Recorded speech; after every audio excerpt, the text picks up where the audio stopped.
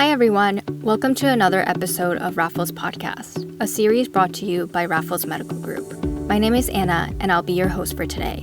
In this episode, we will be discussing about one of the most common childhood neurodevelopmental disorders, that is Attention Deficit Hyperactivity Disorder, or more commonly known as ADHD. I have with me today Dr. Tham Keng Seng, a psychiatrist at Raffles Counselling Centre, who will be helping us understand more about ADHD. Today, Dr. Tham will tell us how to identify telltale signs and what parents can do to help their children. Hi, Dr. Tham. Thank you for joining us. For a start, could you share with us what exactly is ADHD and how common is it? ADHD is one of the most common neurodevelopmental disorder of childhood. This means that a person with ADHD has differences in the brain development and the brain activity that affects attention, the ability to sit still, and self-control. ADHD is often diagnosed during childhood, and some can last into adulthood. There are also cases of adult ADHD that were undiagnosed when they were younger. In general, it is quite normal for children to at times have a hard time paying attention, listening, and following instructions, sitting still or waiting for their turn. However, in children with ADHD, these struggles are harder. They happen more frequently and can be severe, which potentially cause difficulty at school, at home, or with friends. In this case, what are the signs that parents should look out for to ascertain whether their child is suffering from ADHD? The presentation of ADHD is usually divided into three main categories. First, inattention. Children who are inattentive are easily distracted, having trouble focusing their attention, concentrating, and staying on task. They may not listen well to directions, may miss important details, and may not finish what they start. They may daydream or dawdle too much. They may also seem absent-minded or forgetful and lose track of their belongings. Second, hyperactivity. Children who are hyperactive are fidgety, restless, and easily bored. They may have trouble sitting still or staying quiet when needed. They may rush through things and make careless mistakes. They may also climb up, jump, or play rough when they ought not to. Without meaning to, they may act in a way that disrupt others. Lastly, impulsivity. Children who are impulsive act too quickly without thinking. They often interrupt, might push or grab, and find it hard to wait. They may do things without asking for permission, take things that are not their own, or act in a way that are risky. They may also have emotional reactions that seem too intense for the situation. I see. These are indeed behaviors that can sometimes be common among children. How do we know when this warrants a doctor's visit for a diagnosis or when to dismiss it as quote-unquote normal? Sometimes parents and teachers may notice signs of ADHD when a child is very young. However, this may not necessarily mean that the child has ADHD. Attention, activity, and self-control are skills that children learn with the help of caregivers and will develop as they grow. However, some children do not improve at paying attention, settling down, listening, or waiting. When these behaviors continue and begin to cause problems at school, home, or with friends, then caregiver may need to think about the possibility of ADHD. Dr. Tham, so what causes ADHD? It is unclear what causes the brain differences that are seen in ADHD. However, there is strong evidence that ADHD is mostly inherited. In other words, many children who have ADHD have a parent or relative with it.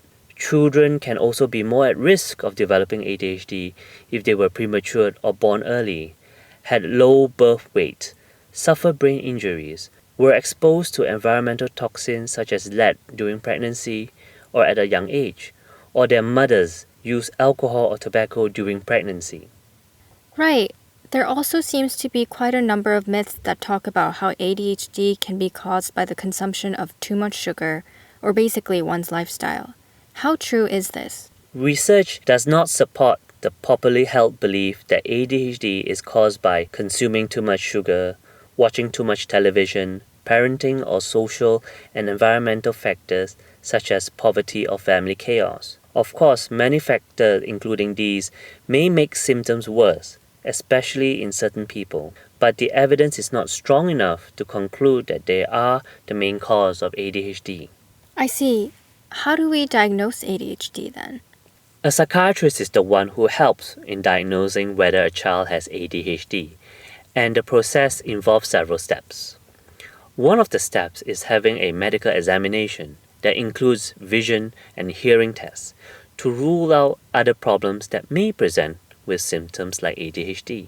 In addition, diagnosing ADHD usually includes a checklist for rating ADHD symptoms, taking an in-depth history of the child from the parents, teachers, and occasionally the child. There is no single test to diagnose ADHD, and many other problems such as anxiety, depression, sleep disorder, and certain learning disability can have similar symptoms or present concurrently with ADHD. Therefore, if necessary, the psychiatrist will usually treat these along with the ADHD. So, Dr. Tham, after a diagnosis like this, how is it treated? There are a few treatment approaches. First, we can consider the use of medication. It can activate the brain ability to pay attention, help the child slow down and have better self-control. Next, behavioral therapy helps children to develop social, emotional, and planning skills that are lagging with ADHD. Parenting coach enables parents to learn the best way to respond to behavioral problems that are part and parcel of ADHD.